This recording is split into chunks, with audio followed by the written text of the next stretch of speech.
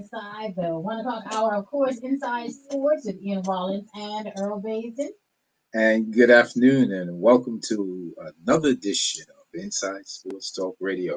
I'm Ian Rollins with co-host Earl Basin to my right, and this thing at the center of the controls. Good afternoon, one and all.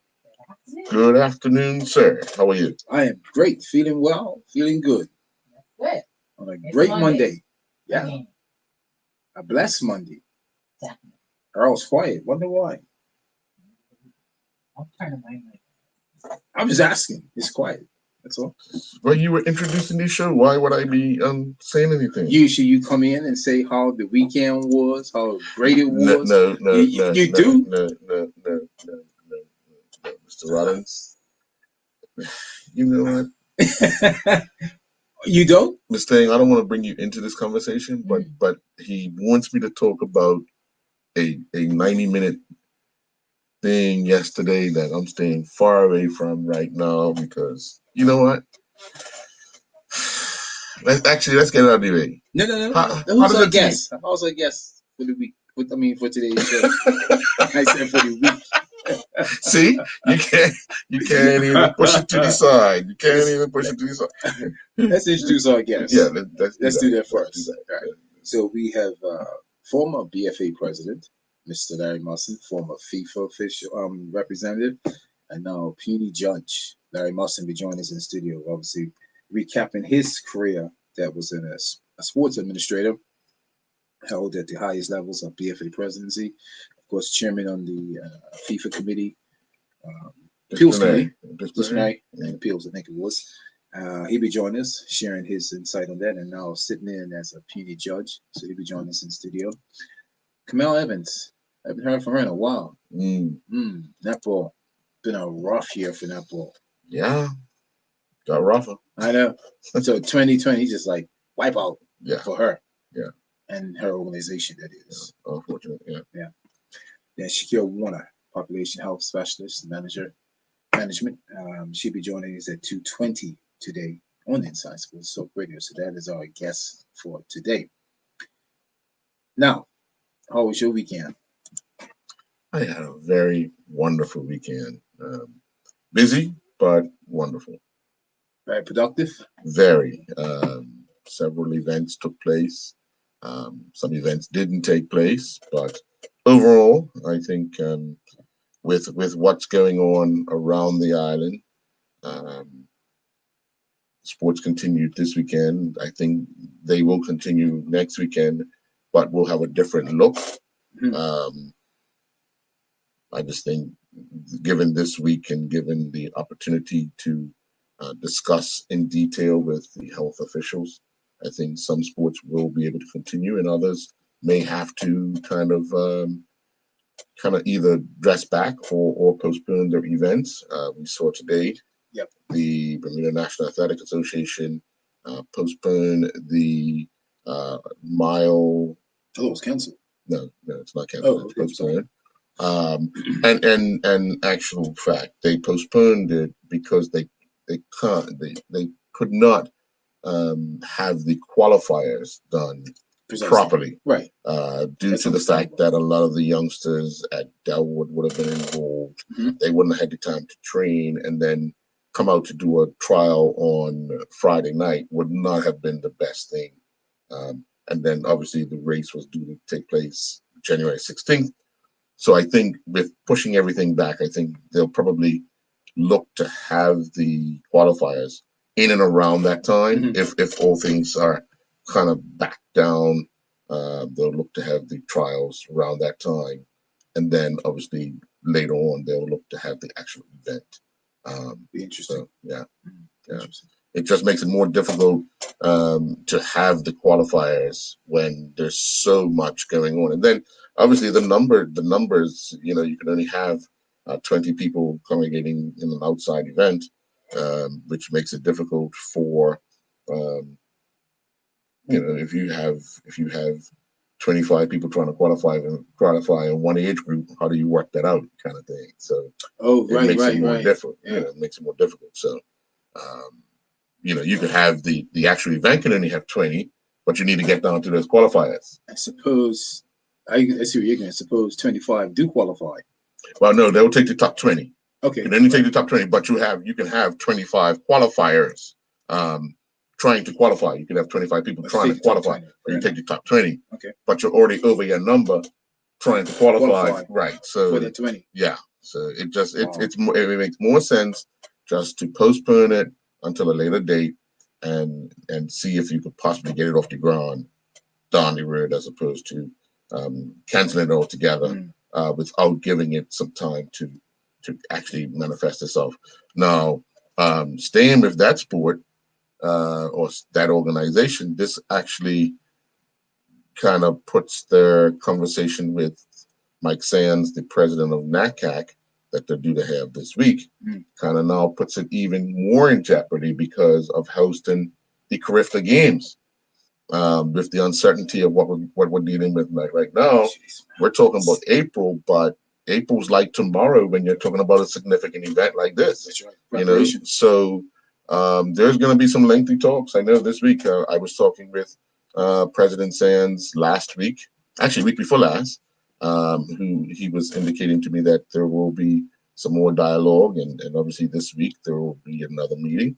And I'm not saying that the decision will be made this week, but a decision has to be made sometime soon. And you're right, because if you look at the process, when we got affected this year in March, it really took us like 3 months to wipe out everything, meaning the cleanliness and thing, the process, the new procedures we put in place. So, no, we don't want to go down that path, but the process may take 1 or 2 months. Yeah. Again, you know, I'm not the government of the day, right? But we don't want a lockdown. But just the mere fact that if we have to do certain things, that may take 1 or 2 months. And that goes to your point. Yeah. Carifta around the corner. That's rough. Yeah. And because we're the host, we have to be extra careful of what we're going to allow in and what we're going to allow around us. But some people might say, you know what? That's 4 months away. Actual 4 months for a major event. And I know the president of the Bermuda National Athletic Association, Don Arena, was saying last year, because remember, it got canceled 3 weeks before the event, that they have everything on island, they're ready to go. It's just a matter of what this pandemic will allow them to do. You said a key point. Having everything on island. Right. As we know, what Bermudians are experiencing right now with the shipping. Yes. Right. Even if you're ordering something online, the process is slower.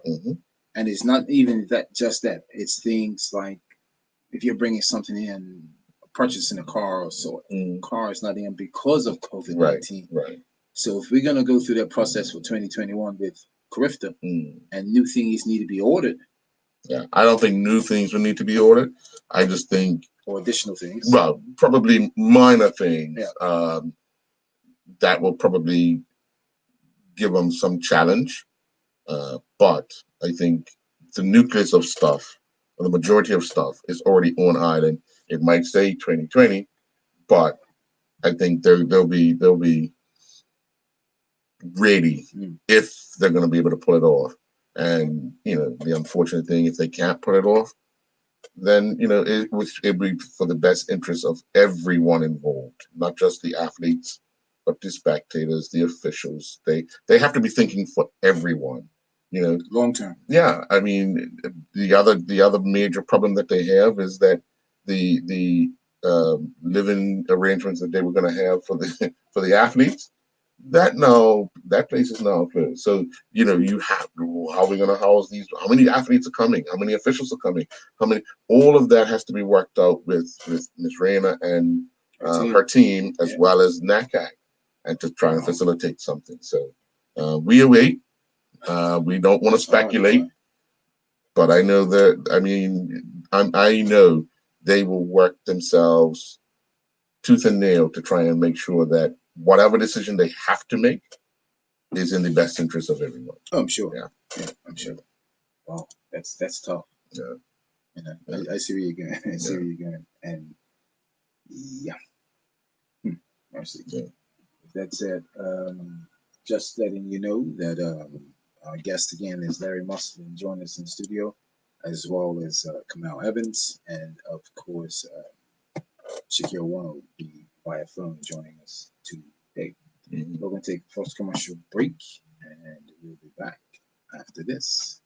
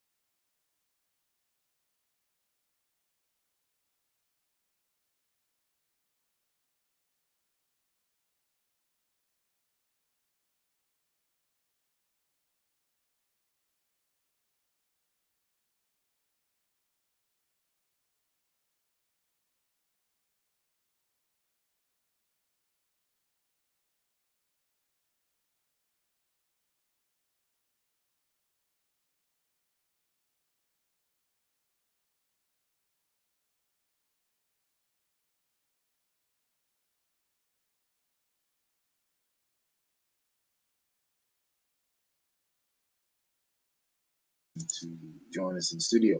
Meantime, otherwise, Mr. Basin had a great weekend. Yeah, I mean, Yeah. Like I said, plenty of sports took place over the weekend. Just yesterday, we had the North Shore Medical 8K. We had a triathlon in St. George. We had hockey at the stadium. We had karting at Southside, as well as motocross. On Saturday, there was the National Cross Country Championships. They had a dressage show. Trying to think what else. Those were the local ones. So we had a Premier Division game and a First Division game on Saturday over at, well, one was at PHC.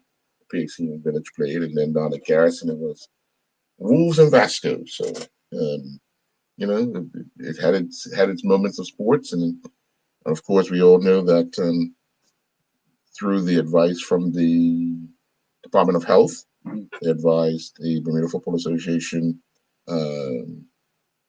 to postpone all matches that were due to be played on Sunday. Yeah. So they did have football over the weekend. It's just on Sunday they did not.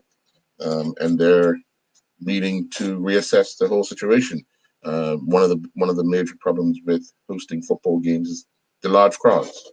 And of course, with the new policies and procedures, all of this has to be reevaluated. And football will have to adhere to whatever agreement is made by them and the powers that be.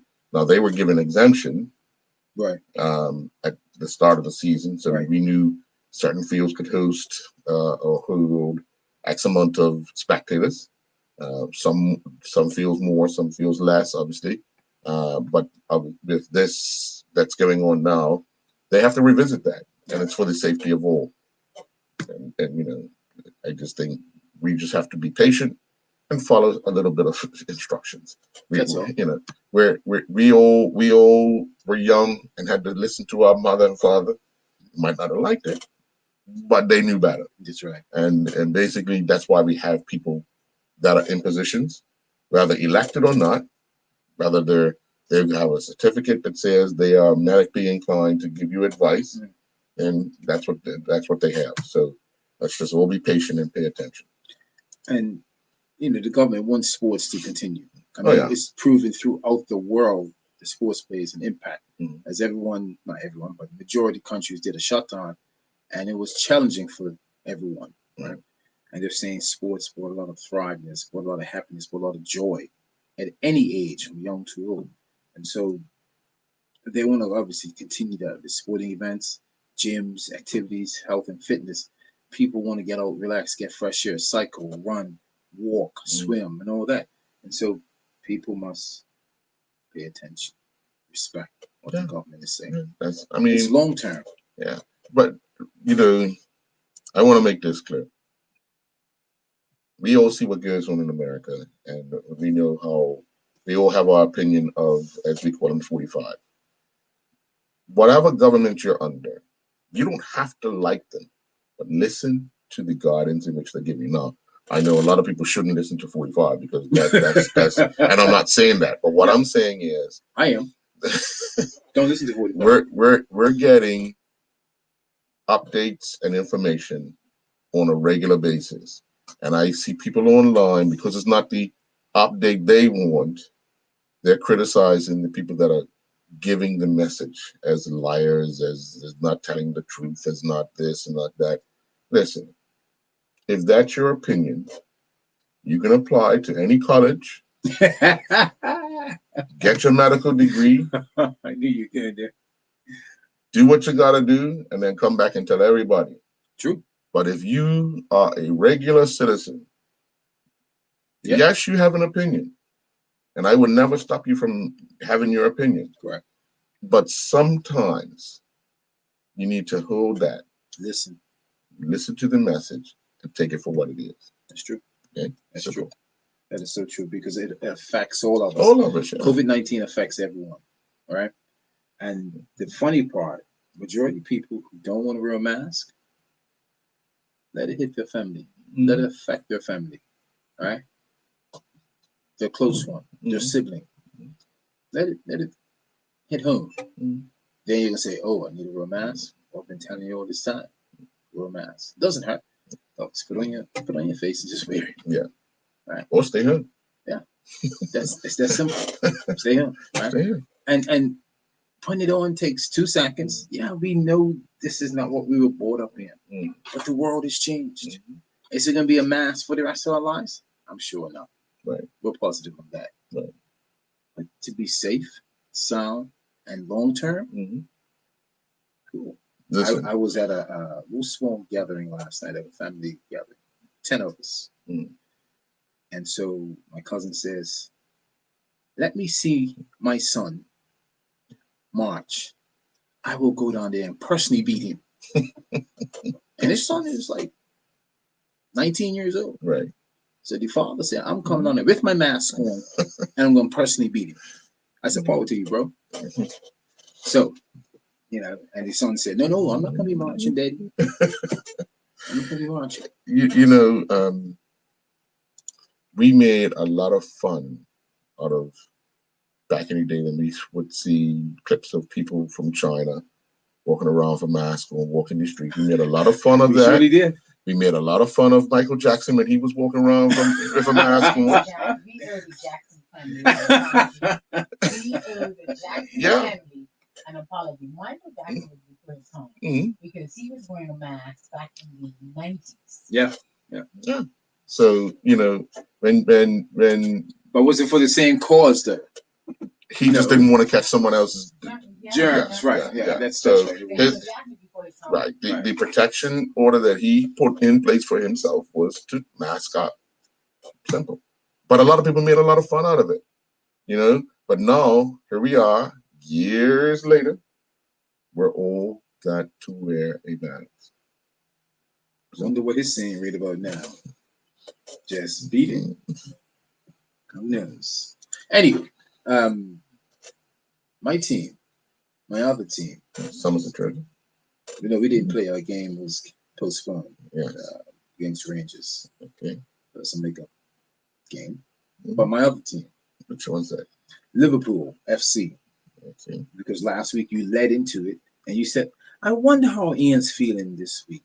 Did he see his team play?" And I said, "Yes, I surely did." And I said, yes, we drew 1-1. And he said, yes, we should have won. And I took it like a man. I told you that. But this wasn't the Monday that I said you was gonna call in sick. Oh yeah, you did. Oh yeah, This you wasn't did. the Monday. This was those. No. No, you said the 16th. Thank you very Sorry, kindly. the 16th. Thank you very The kindly. 16th. And I said, oh no, I'm gonna call in sick. That's, But just the mere fact. This is not. You played a pack of wolves. A pack of wolves. Yeah. Okay. They missed a calling. They missed a calling, all right. Not one, not two, not three, but four. And you're being dried them all out. No. We take one game at a time. Okay. And as the commentator said, never walk alone. He must have been a Liverpool commentator. No. Credit to Man United. They've climbed. They're in 4th place now, right? And they got a big game this weekend. They play Man City, Derby. And they're ahead of Man City. It's going to be very interesting. Oh. Yeah. Very interesting. I know the big talk of all the games this week in England was the fact that cricket. No, was the fact that football, some fans at some stadiums who returned were very disrespectful. Really? With the booing of the yes, you know, the kneeling. Yeah. So I know there's a lot of organizations within these clubs that are looking and saying, you know what, we're not going to tolerate this. We're not going to. And see, when you only have 1,000 people in the stands, it's easy to pick out who's doing it. Oh yeah. You know what I mean? Yeah. Oh, it's really easy. Yeah. When you got 40,000, it's kind of difficult. Yeah. But guaranteed, they will start addressing that this week. Yeah. Because they're not going to tolerate all the work that's been put in thus far by players, by officials, by everyone, to let a group of people, a handful of people, and that's all it is. It's a handful of people come in there and disrespect something that they feel strongly about. Now, there were some people that called in on various radio shows in England and saying that they don't want to mix politics or sports. Okay, I get that. But this is a worldwide issue that is not politics. It affects our daily lives. Well, period. Right. But you see why they call it politics. It's a distraction. It's a distraction of what is actually taking place. They're bringing awareness to something that is not just in England. It's global. Yeah. And they are now trying to make sure that it gets acknowledged. They're not going to let it die. They're not going to let it just go away. They're going to keep making sure that it stays in the front of everyone's mind. And you have to. Yeah. Let's be real. So, and your point is valid again. Look at the days when the great Clyde Best played, the abuse that he took, right?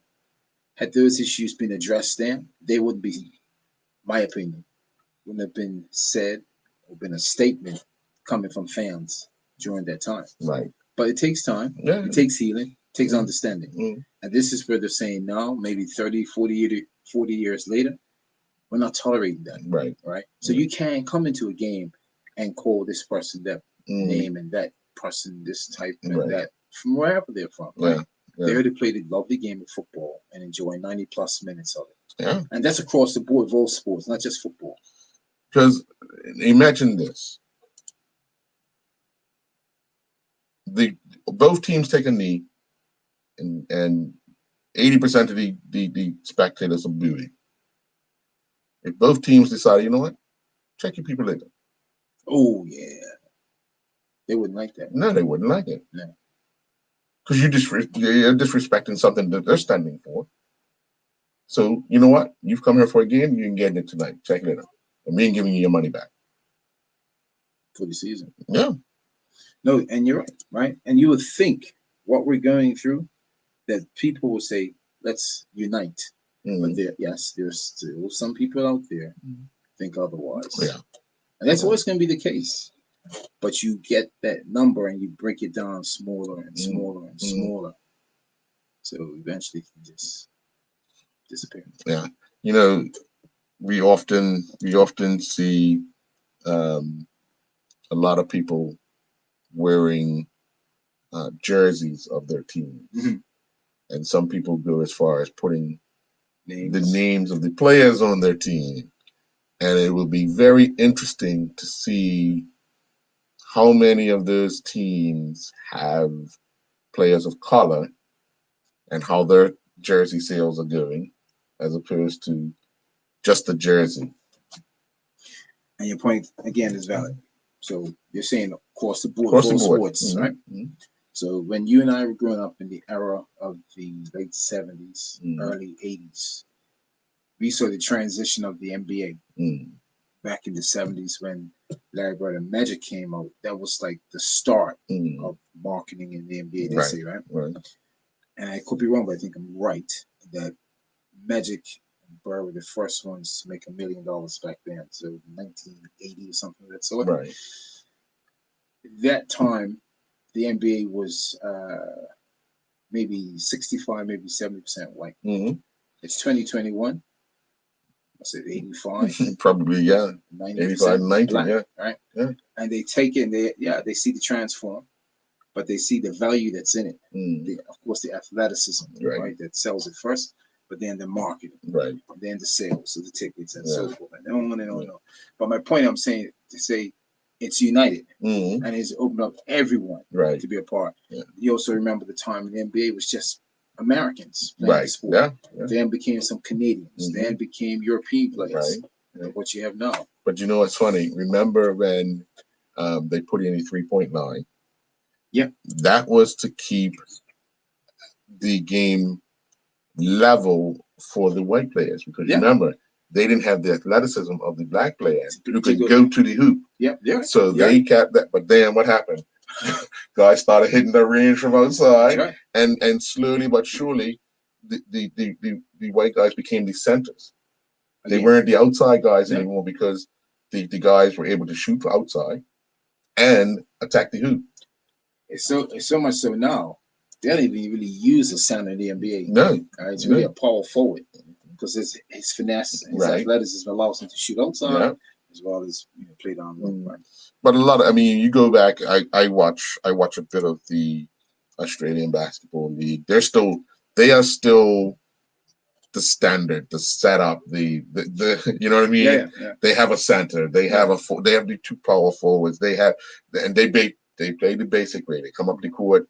Every once in a while you got a flash here and there, but most of the time it's just that basic basketball. Game has changed. It's just like football. The game of football has changed. Track and field. You remember the time when what's his name? The young sprinter. Carl Lewis. Ben Johnson. Ben Johnson and his guys that came after Carl was Michael.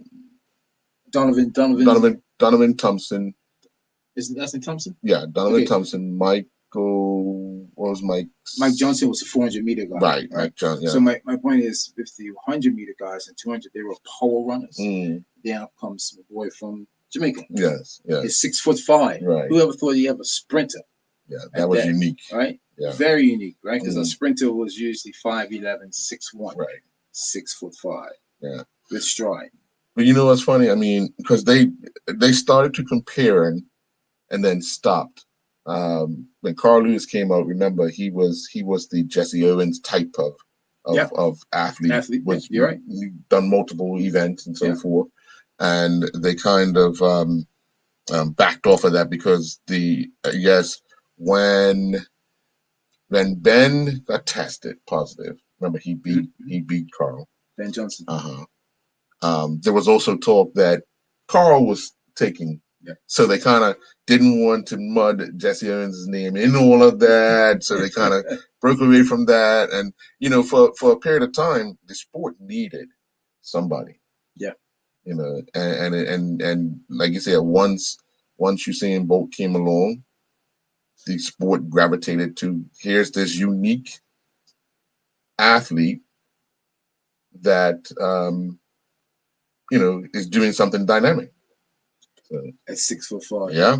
And he's from the Caribbean. Yep. Right. It wasn't a European athlete or an American or Canadian. Someone we can relate to. Yeah. And he was young, and it was just totally amazing what he done and accomplished in his time. And then his relay team, uh, the Jamaica Relay Football 100 team, strong, athletic athletes that changed the phenom of a sprinter back then. Yeah. The unfortunate thing is that one of those gold medals had to be taken back. Yes. Yeah. Unfortunately. So that happens. That definitely happens. So let's take a commercial break. We were waiting on our guest, Mr. Larry Mustin, to arrive. He has yet to tied up in court. Yeah, it's probably tied up in court. Yeah, probably right. Yeah, I understand. I would say something, but anytime I'm being rude, so I'll leave that alone. Let's take a commercial break, and we'll be back after this.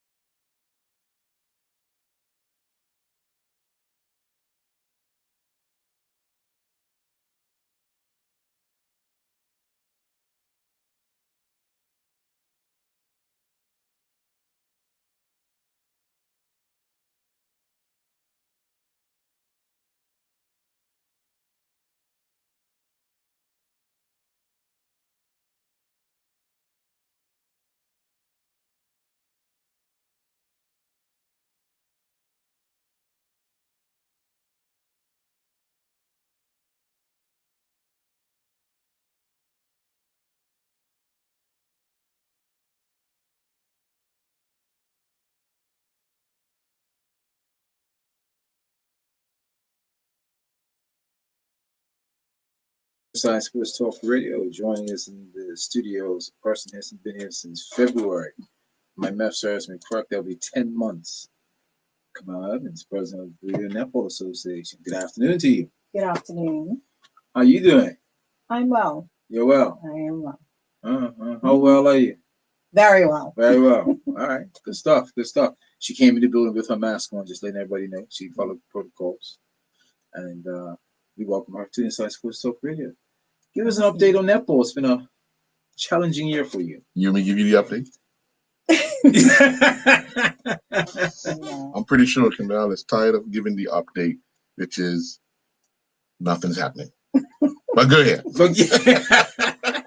Well, I said it best, but yeah, most definitely we're looking to kick off our leagues on November the 28th.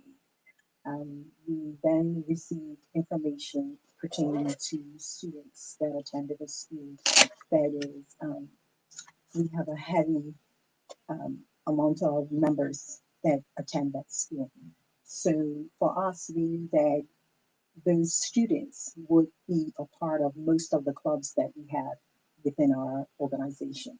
So we made the decision to suspend the league to January 9th. With us starting on November 28th, we would have had 3 matches that we would have played prior to the Christmas break, and then we would have broke for Christmas and we would have started back up again. So out of an abundance of caution, we decided that we would suspend and push it back. We also have most of our teams that do train at Bernard Park, and with the sudden uptick of all these multiple contact tracing cases, we've just issued a memo, basically a statement to all of our affiliates for them to cease training at Bernard Park at this time.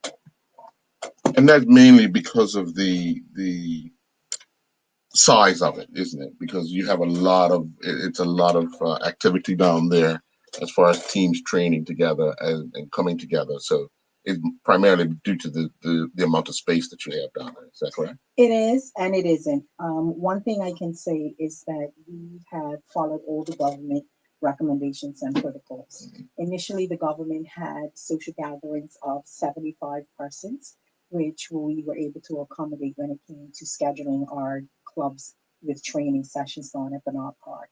With us having the 2 courts, we were basically able to split it, especially if there were 2 separate clubs. It might have been you had a North Village that was training on a Monday, along with Storm Sports that was training on a Monday, but they were training on separate courts, and they may have had it until from like 5 o'clock to 8 p.m. It would have been the club's job to ensure that they only had what would have been maybe like 25, 30 persons at a time. Right. So they would have had to say, okay, maybe under 12s will come from 5 to 6.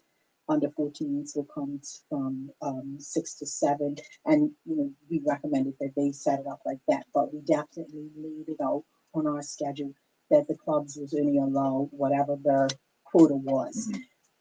If you had a club that was training and they were solely training, obviously they were able to accommodate the entire 75 people.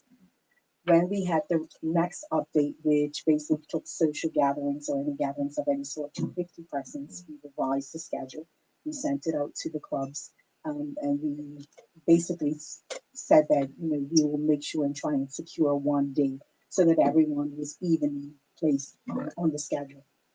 And with the current uptick, now we're at 20 persons. It's not really that feasible for clubs, and we don't want to risk like these persons are our top priority. These are affiliates, these are their family, and we've always talked about netball as a family environment, so it was imperative for us to make a decision to ensure the safety of them, especially from our aspect of things. I know that there are other organizations, whether it be schools, whether it be other sporting organizations that are also doing their due diligence. And for us at the Bermuda Netball Association, we wanted to make sure that we were carrying through with our main mandate of ensuring the safety of our members. Right. I know you guys worked hard over the course of the summer in preparation for the season, which obviously is continued to be pushed back. But what is the plans what were the plans for this season as far as regularly scheduled programming? I know you guys had decided you weren't going to have any tournaments because you wanted to make sure that the league season was. But how was that kind of being laid out?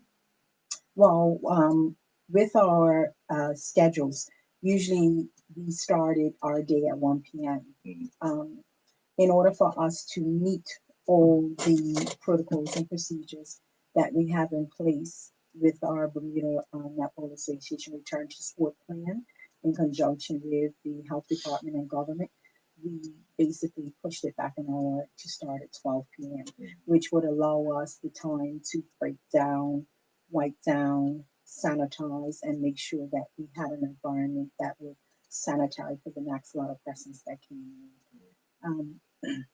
Strategically, what we done is we had the players and the umpires to answer from a separate entry and exit point. So their entry and exit point would have been the same, which would have been the Michael Priest softball diamond area.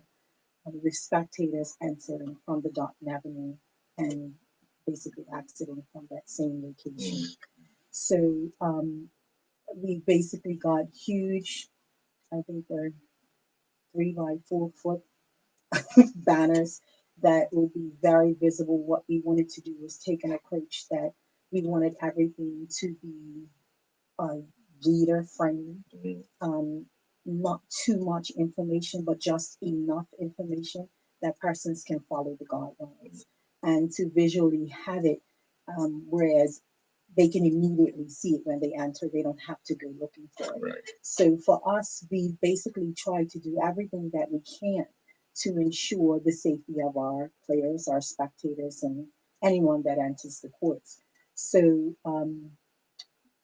we basically obviously couldn't go forward with that because had we still started, we were looking at having no spectators because at that point, that was during the time that the numbers started to climb and things like that. So we were looking to still go ahead with the league starting, but basically with a no spectator policy, and that means no spectators beyond the gates. So you can feel free to observe Line the fence. outside the gate. It's actually really good viewing Right, yeah. around the perimeter area. So we just have to just keep moving along. As the pieces keep moving, we have to be flexible. We have to, be patient and try to just navigate this the best way that we can. I know we every time we talk about outdoor facility, but is there any thought possibly to get any type of play going if once we kind of get it back under control to move it to an inside facility and possibly have it how you plan to have it, one game, get those matches out of the way, sanitize, and then next in that regard? Well, currently under our plan, we promote outdoor spaces. Right. As much as we would love to have an indoor facility, I think that brings some of its own additional challenges that we may have to experience, which would mean, purifying the air, making sure that the air is circulating and all of those things. And currently, most of the indoor locations do not accommodate that. So our return to sport plan basically speaks to outdoors, not indoors, and that's like a worldwide mandate. So the International Netball Federation and the American Netball Federation is promoting outdoors more so than indoors. So we aren't the only ones that's having to go through these challenges. The only thing I see is that January and February tends to be really, really rainy. Let's keep our fingers crossed. But with us removing the tournaments, you'll still get the same amount of matches played, but it would obviously reduce it with us looking to implement tournaments towards the end in hopes that we are, as a country, in a better position in order to accommodate that. Right. We know the Caribbean are looked at very strongly globally when it comes to netball. We take part in the Jean Pierre event every year. But regionally, what is being said about netball? Because everyone's going to be suffering right now Yeah. I think Jamaica was going to Australia. Somebody was going to Australia. They were getting the team together. I don't know if Yeah. that's still going to come I off, mean, but and the thing about it is because, I mean, when it comes to international playing, you're talking about the top 12, those countries are going to still continuously be in major training. So when you're talking about from the recreational standpoint of sports, I don't think there are any countries playing right now. Absolutely none. Um, you know, they are experiencing the same challenges that we are. As we dig further into this pandemic, you know, we're having more persons that are getting tested, which is obviously, you know, creating or causing the numbers to go up. yeah, It's not to say that those persons are even showing signs, but people are just becoming a little bit more aware of what's going on and wanting to make sure to do their part. So what we're finding is that most of the countries, especially the associations like AFNA, and you also have the Caribbean Netball Association, they're doing a lot of Zoom events. Um, Currently, AFNA has a beginners umpires course that Bermuda currently has about 16 members that are on. They meet every Monday with the American Federation of Netball as well as international instructors. So they're coming to the end of that, and that was great to see that right. some of our members are taking advantage of these free because it was free. Yeah. And what they're looking to do is you just pay the course to cover the exam once you're done. And in doing that, some of the monies that were earmarked to be basically utilized for tournaments. They're using that as a give back, and they'll use part of that to basically pay for up to a certain amount of persons from each country to try and just get our umpires up to par. CNA is doing a lot more like social type events. Yeah. They're doing a fiesta, it's called, that they're trying to encourage players as well as executive members, you know, to come online and basically it's like a, you know, a cocktail type of thing, and you know, wanting countries to maybe submit written word or sing a song or something like that. You know, You they can love handle it. You those can types handle of things, it. right? They really do. CNA will love those types of things. Right. When you talk about Jean Pierre, that's the type of stuff that they Right. do, like team building things, best dress. They do plays and things like that. So we're just trying to put the information out to our members, and you know, they can take on whatever they say, choose whatever can fit into their schedules. But as far as us, we're just, you know, trying to continue to make sure all our T's are crossed and our I's are dotted to ensure that when we are given the go ahead, we're definitely ready. The year, it's been no secret for all sporting events, but from the athlete's perspective, we know it's been hard for them. So mentally and physically, what this has been like, the conversations you shared with the athletes? I mean, the athletes are really in dire need. They want to get back out on the courts, but they are being very understanding that it's important for us to ensure their safety first. So I think at clubs, different clubs might be doing, you know, little social gatherings amongst their players. I think that is extremely important. Um, you know, the playing aspect of things will kind of come natural for most. I mean, you can bring people in that area. I think that this is a great time for us to get to know each other a bit more. And I think that it can help you to be a better coach, it can help you to um, have a better understanding of your players. If you take this time, this downtime right now to do a lot more social events, whether it be via Zoom or whether it be, you know, outdoors or, you know, like an outdoor dinner, small gathering or something like that. I think that it's a great time to do something like that. And once you know, get that intimate relationship with your players, I think you can get more out of it. So going forward, if all goes well regarding despite there's a decline, prospects of putting things together for the 9th of January will be the kickoff for 2021. Yes. If not, there'll be another delay then. Yes. That's, You know, yeah. it's our hope that there won't be another delay. We're hoping that this is an uptick that is going to kind of hopefully, you know, fizzle out somewhat, if people do what they have to do, you know, as a country, we all have to just do our part. True.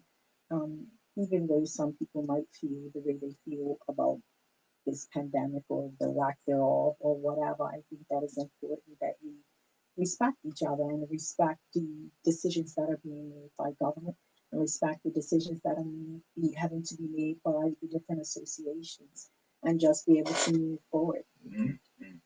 What has it been like for you to deal with your administrative team as you dealt with this year? Yes, you're the president, but just to put things in place in writing, to obviously have Zoom meetings and so forth.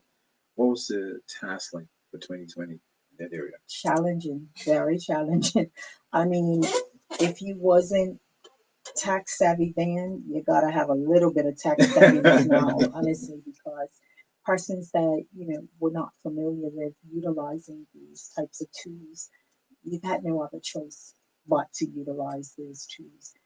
So I think that we're getting better Mm. at it. I felt like I kind of wrote a dissertation. I'm going to be honest, I said this several times over the summer because our return to sport plan doesn't just speak to where we are right now as a Mm. country. Our return to sport plan allows us to move through different phases, to move back and to move forward. So we have from phase one to phase four. Currently, right now, I think we're probably moved back a bit, somewhere between two and three, which speaks more to small settings, no sharing of the equipment and different things like that. Mm. So it speaks to all those things with stage four being somewhat of a back to normal, to where we were before, like pre-COVID. Mm. So I think that that was time well spent, Mm. because I know a lot of organizations are speaking to where we were, which was with the go ahead. Mm. So then it was like going back to the drawing board and what do we do now? Because we're having to move back. So I encourage them to maybe take this time to utilize and make sure that they have the flexibility and ability to move forward and move backwards. Um, and I think that it's a lot easier to transition and make decisions based on that. Mm. Yeah. Yeah, you had a challenging year for sure. It's been interesting. Yeah, Yeah. I remember before it was like a different type of challenge talking to you. But this year, yeah, it's a whole new ball game. it is. What's the prospects looking like for 2021? Yes, we know you're going to start the season in January. Mhm. Is there anything on the horizon going forward? Well, I mean, international competitions keep getting pushed back. Mm. We had funding in order for us to try and get youth teams for the CACs Mm. and things like that. So hopefully, with everything being pushed back, that those funds and things will still be available, and we will just press forward from there. It's kind of hard to make full out decisions, and Sure. we can make tentative decisions. But for us, it would just be, trying to get ourselves back into the international play, trying to get ourselves, continuously promoting the sport and getting our numbers, increasing our numbers, and just, growing the sport overall and taking it beyond that grassroots recreational sport and making us, a country to be reckoned with for us to be able to compete. So, it just doesn't stop now. We're encouraging our players to continuously stay fit, Mm. to continuously do their own individual workouts and exercises and things like that. So it's our hope that this time will, give people some time to really, do some self-evaluation and make sure that they're kind of doing their own thing versus only doing what they're told to do. You mentioned CAC. Is there an age bracket for that? I believe it was like 23 and under. Oh, okay. Yeah. Okay. So the girls the young ladies that you're working with presently, the under 17s, under 19s, those still fit in that because Yeah. as we've seen in other sports, people have aged out of Yeah. competition because there's been no competition this year. Mhm. and they miss out on a huge opportunity, possibilities of endorsements, possibilities of education. So hopefully, that actually comes to fruition, that they have the opportunity to try and qualify. Exactly, and that's another challenge that they've been looking at, amending age brackets and things like that, because it's so unfortunate. I mean, a lot of these individuals have worked very hard, and it's like, but for COVID, I kind of think that's what most people are going to be saying. Right. What happened? Right. COVID. Yeah. It's really, really hard. But I think that, people are just doing the best they can and trying to accommodate the best they can. Who knows? It might come out whereas they recognize that it's an entirely new age bracket that they put into the fold to accommodate, those persons. And I don't mean just with netball, but I mean sports in general. So I guess we'll see what it does. I know it must be very difficult for the athlete, but it's got to be more difficult for the administrators because the goalposts keep changing. You get a plan that says, okay, we can start on this date. Then you start hearing the rumors that, okay, you might have to move it. Then you get the official word, you got to move it. The athletes, you want to try and give them 3 weeks notice and so forth. So they still have some time. It's just you guys are under the pressure of all times of being the one to stand out and say, unfortunately, guys, we can't do it. And it's heartbreaking. Trust me, it's heartbreaking.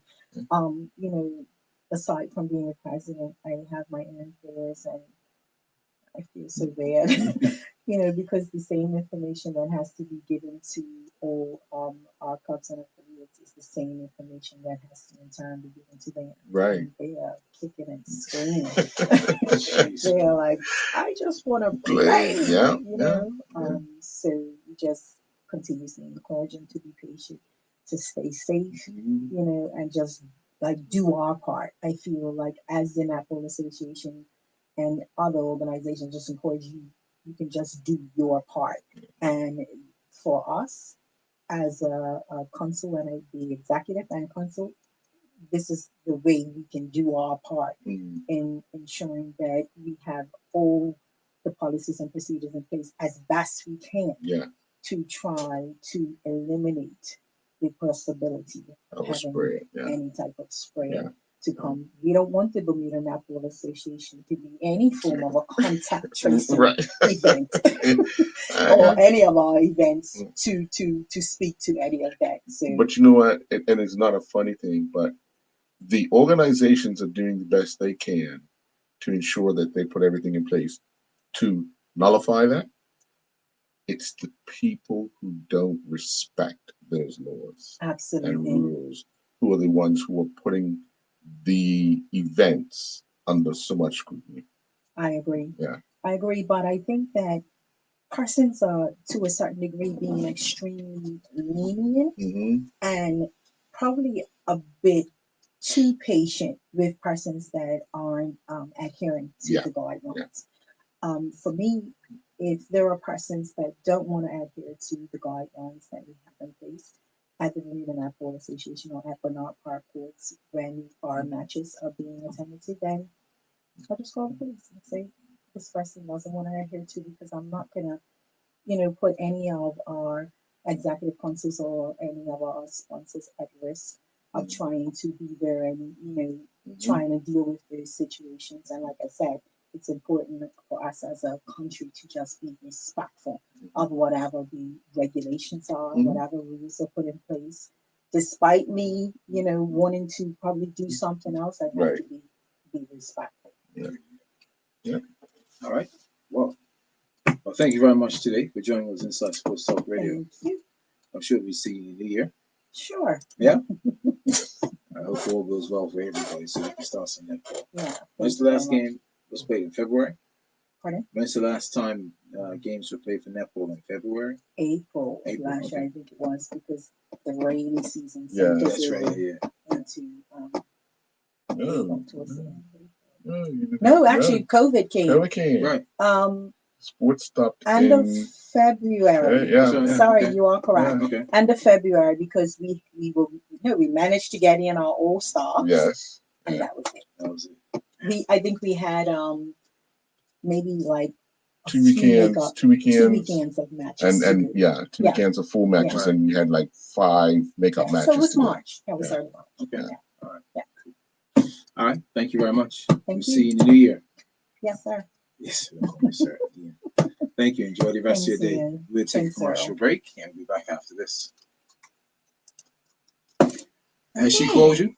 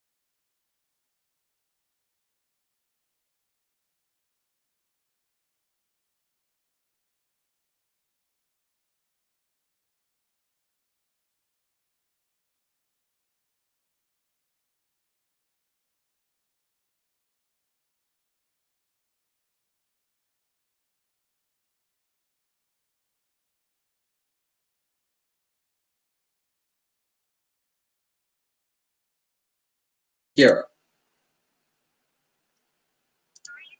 I am fine. All is well. All is well. It's myself and Nurse Gloria here this afternoon. Good afternoon. And good afternoon to you, Nurse Gloria.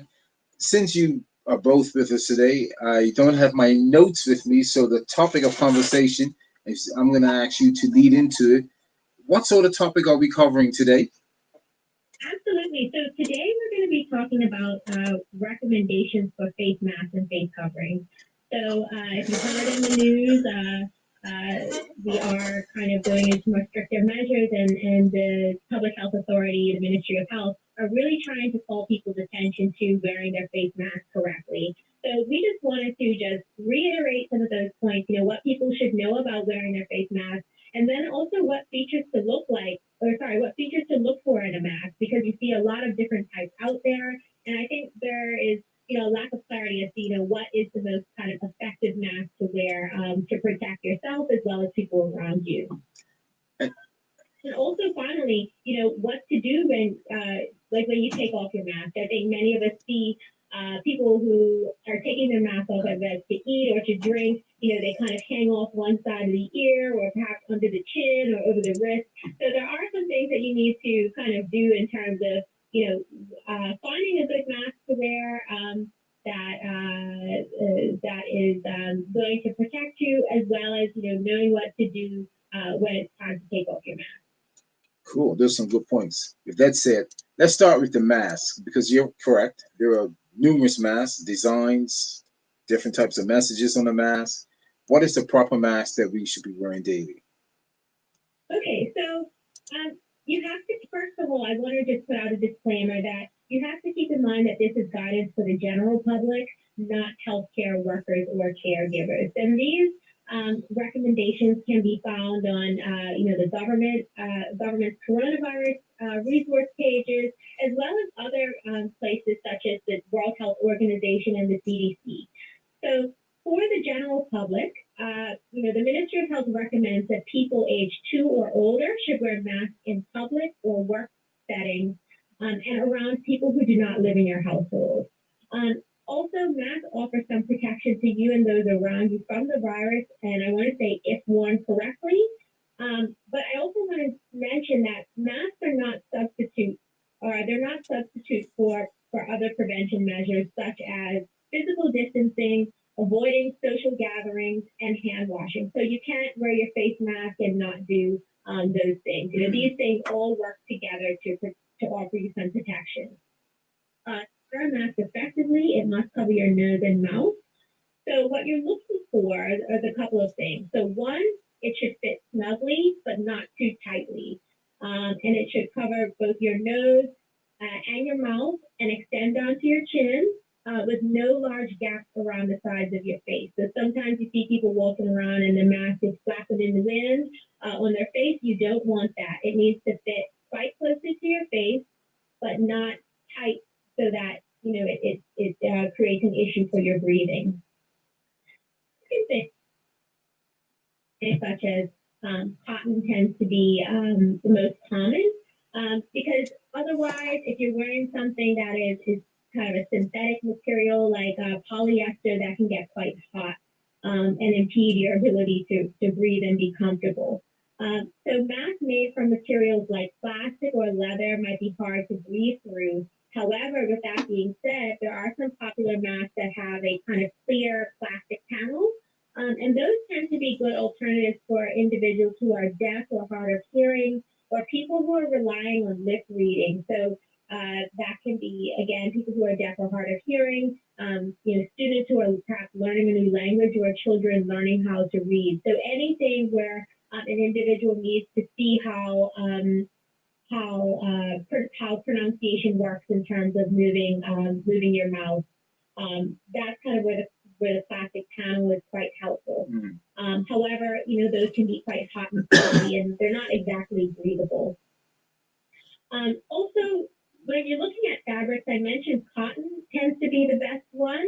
You want to look for a tightly woven fabric. So, and a good test for this is if you take your face mask and hold it up to the light, light shouldn't readily pass this mask that's made out of a kind of loose knit or loosely woven fabric, because those are not as effective in minimizing the passing of droplets. So you can just put your mask up to the light. If a lot of light is coming through it, then perhaps you need to toss that one out again, everyone.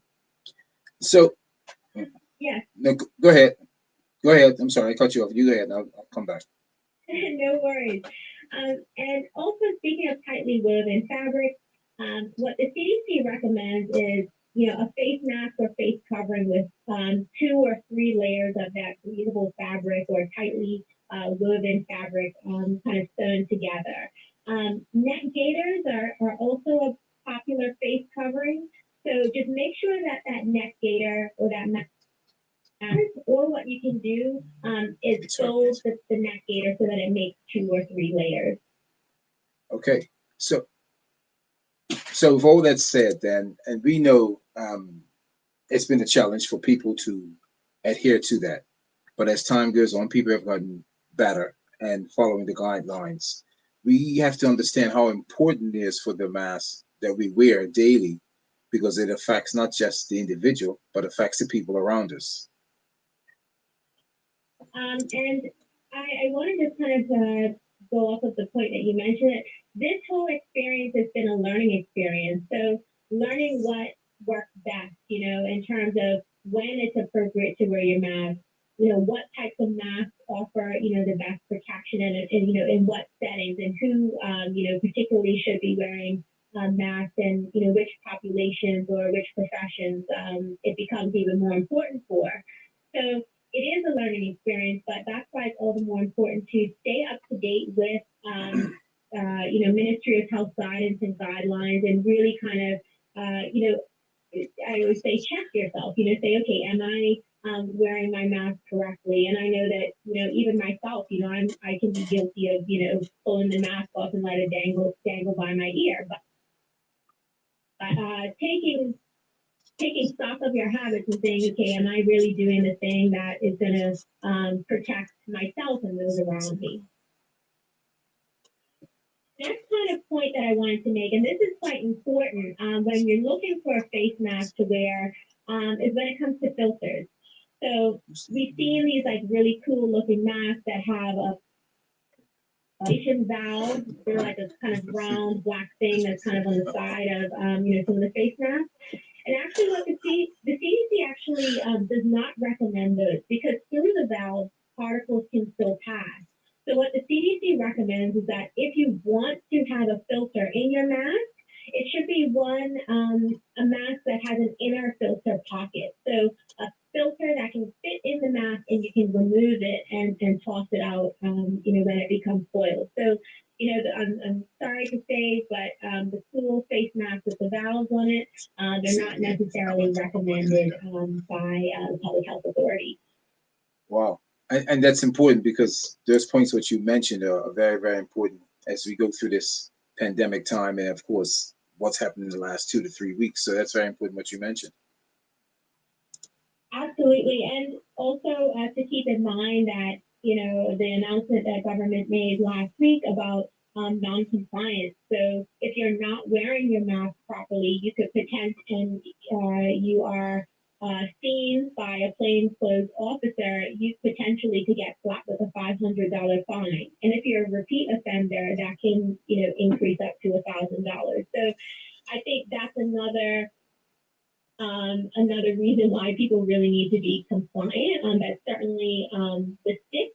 The carrot is that in wearing your mask correctly and wearing the proper type of mask, you are protecting yourself and you are protecting those around you. So the next point I wanted to discuss is what to do when you take off your mask.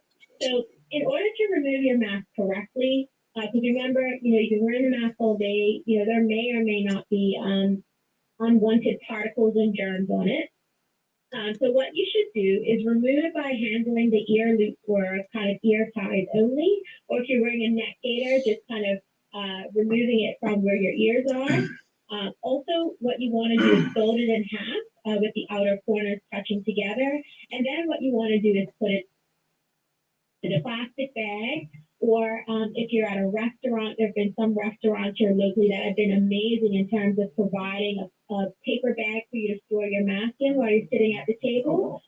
Or alternatively, if you don't have a plastic bag or whatnot, you can put it in your pocket or put it in your purse. as I mentioned before, it's not recommended that you store your mask around your chin or on your forehead or around your wrist. So when you take it off, make sure that you put it away. And of course, it's important that you take that mask off and take it away from your face. My question is this. What happens to a person like you who likes to work out, go to the gym, and they wear the mask to the gym, and of course, let's just say you're doing circuit training or you're doing weightlifting, and you take the mask off. Do you put the mask in your gym bag? Do you put it in your pocket? I've seen people put the mask under the chin, through the ear, hanging to the left, hanging to the right. You recommend that we don't do that. So when it comes to the gym, where do they put the mask while they're working out? What the CDC and the Ministry of Health recommends is that they actually put a mask exemption for anyone doing, physical activity, high intensity physical activity. So, when you're on your way to the gym, definitely make sure that you're wearing a mask. When you leave the gym, make sure that you're, if you are doing some activity that requires you to, breathe a bit heavier and perhaps sweat a little bit, you do not need to wear your mask in that regard. So when you start working out, you can take your mask off by the ear loop, fold it in half, and put it in your gym bag for later. Or what you can do is something else with you. If you're going around to different stations in the gym, take the mask off while you're working, carry a plastic bag with you, put your mask in the bag, and then keep it next to your water bottle. Okay. That also raises a good point because kind of going through the day, and if you work out, basically your reusable face mask, it gets dirty. So really when you take it off, and particularly if it becomes dirty throughout the day from saliva, sweat, makeup, etc., make sure that you do wash them regularly, especially if they become wet, because we know that in Bermuda, mold basically takes no prisoners. So that's not something that you want in something that is going to be put on your face. So you do need to wash them when they get soiled or wet. Because we know even with people who have other respiratory issues like asthma, for example, having mold growing in your mouth is not a good thing. Yeah, that's true. That's true. And I've seen people put it back on after they work out. So those are good points. You supposed to add some other things with the mask? No, that's all. Okay. But I really just want to drive home one, when you're looking for a mask, if you're going on Amazon or even if you're, choosing to support one of the local vendors who are making masks handmade, you should find a mask that fits snugly to your face. You shouldn't have large gaps on the sides on your cheeks.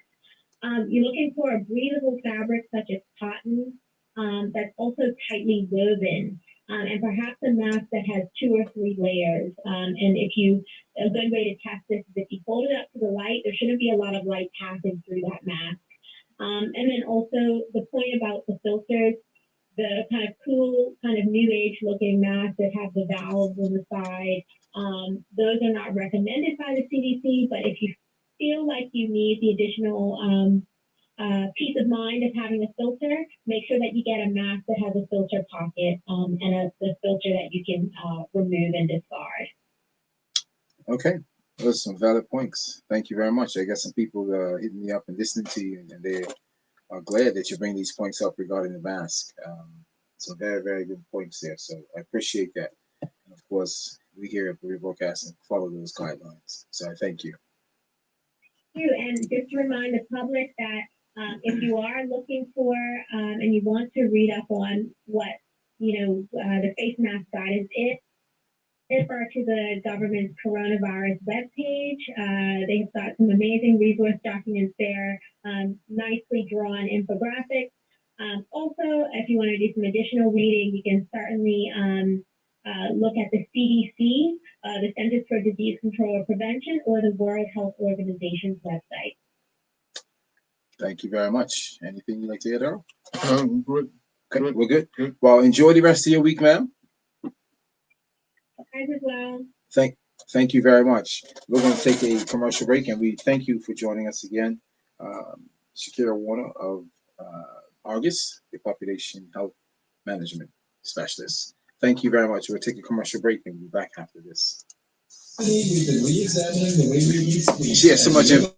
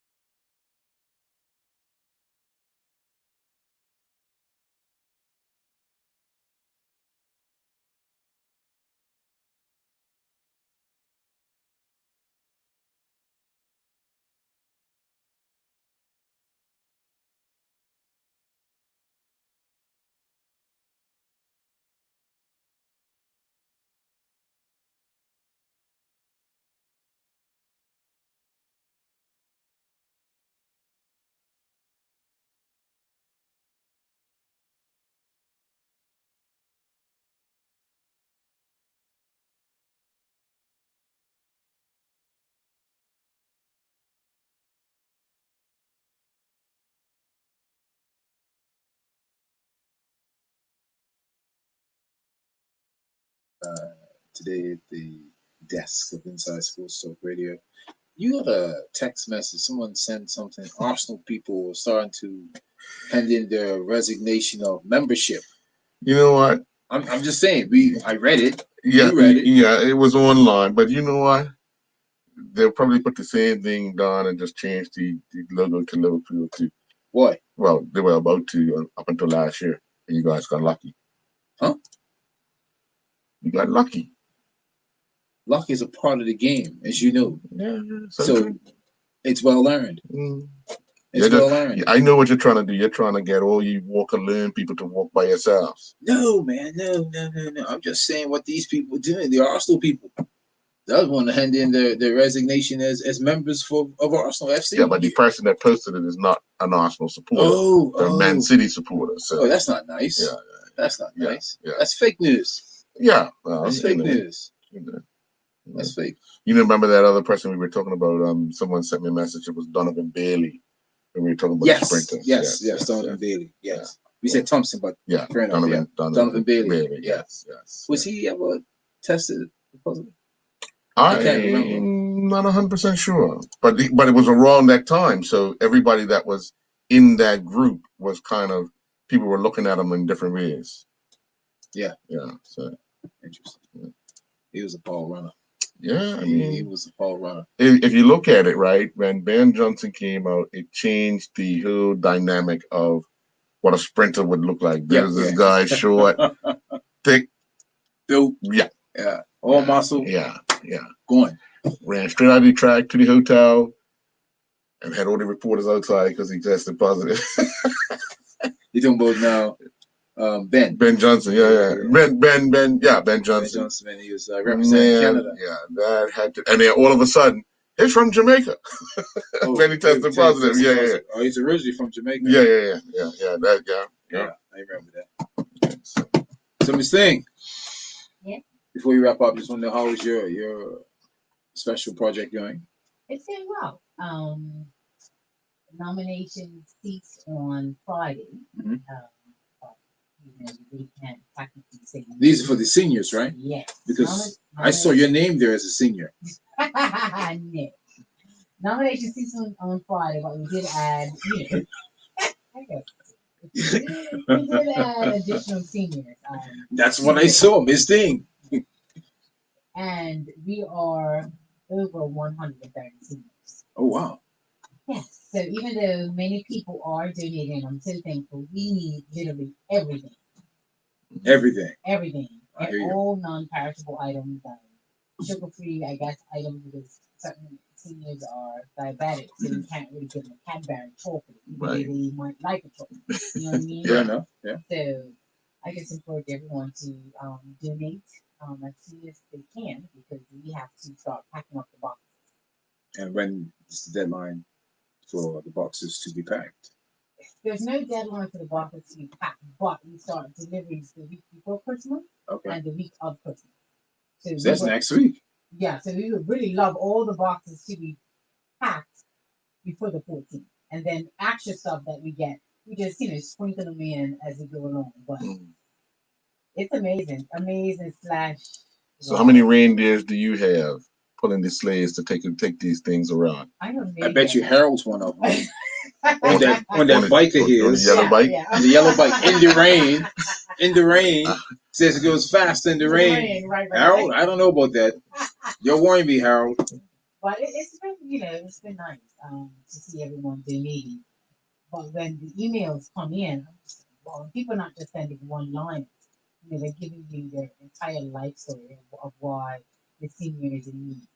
You have seniors that lost their spouse, and they're unhappy, or they don't really say much, and then you get the funny letters or emails, I should say. So it's a lot of them. It's a lot. It's right there. Look at. You see that envelope behind me? That's full of emails. Look. Senior Miss Thing. Yeah, I'm counting them. Senior Miss Thing. 1, 2, 3. Well, it would have her name on the top of it. No. It says Senior Miss Thing. Nothing. You're gonna get that before I do. Trust me, believe that. You sure? Have you donated your non-perishable items yet? I haven't until the 14th. Give me to the end, Earl. He wants to fill in what you don't hear. Okay. Thank you, Earl. Well, we were looking today because you know you have to give a big shout out to your ladies in sales. Oh Yeah, yeah, vote them. Wouldn't be I have possible. taken it with our, we have taken it with our office. Yeah, okay. Yeah, so it's Donna in between sales, just packing up and making sure the tins are not expired and all that. Very kind of Donna and colleagues Yes. to make it all happen. Without them, this wouldn't be possible. Yeah, because I'm in here running back and forth. So big shout out to It's you. the most running you've done in a while, huh? You know what? You can turn my mic off because I'm obviously, just saying. I'm just obviously saying. you two's gonna go at it. I'm just saying. It's the most running you've done in a while. Okay, I mean, just because Nah, that's you're nothing to in do the with it. gym, No, right? that has nothing to do Just with it. because you're in You the told gym, me don't start. You don't told me start. you can get an electric bike and start riding. I didn't say nothing about your bike. I'm just telling you what you told me. You said Harold inspired you. Electric bike. Man, I'm gonna ride to work at 6 a.m. yeah. I said, all right, cool. No. I know that's not the truth. I might walk to work. Depending on the rain. I did say I wanted to do that, but I had to take a beach. I could go yes. What time you start? Huh? What time you start to walk? Ian, let me I'm not sitting. No, let me hear. hey, see? You all see this one, yeah, television. I just said, what time you gonna start to walk? What's this email you're sending? What's like? No.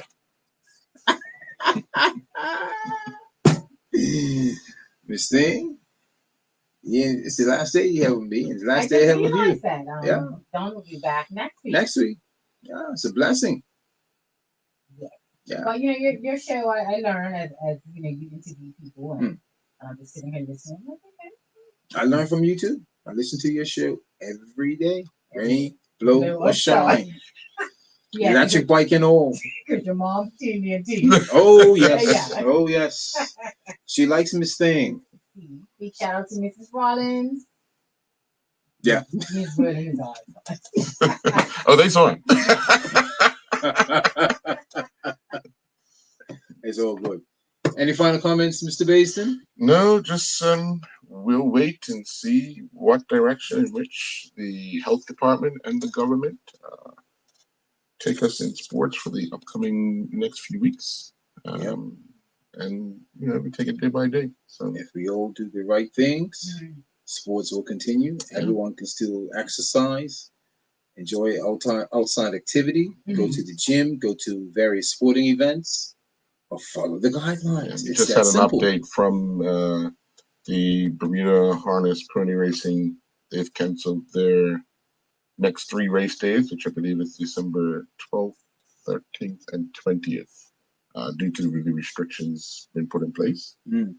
So they've been proactive in making sure that their members are aware early enough that their next 3 race days have been postponed.